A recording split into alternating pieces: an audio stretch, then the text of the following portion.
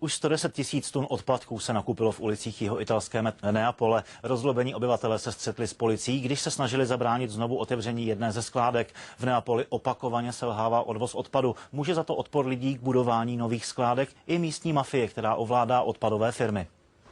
Vidět Neapol a zemřít. Mezi hníjícími odpadky zoufalí lidé se bouří a protestují. Několik stovek demonstrujících se tvrdě střetlo s policií ve čtvrti Pianura. Bránili vjezdu vozidel s odpadem na tamní už zaplněné a uzavřené úložiště.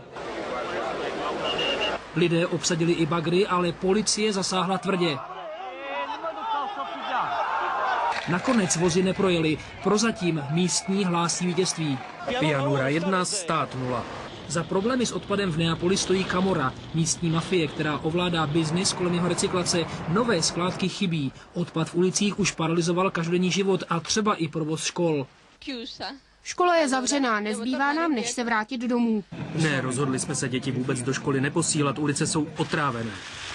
Kritickou situací se už zabývala italská vláda na své mimořádné schůzce. Premiér Prodi slibuje řešení chronického problému jednou provždy. Zatím úřady do odklízení zapojily nově i armádu. Kam ale má odpad odvážet, není jisté. Filip Kanda, Česká televize.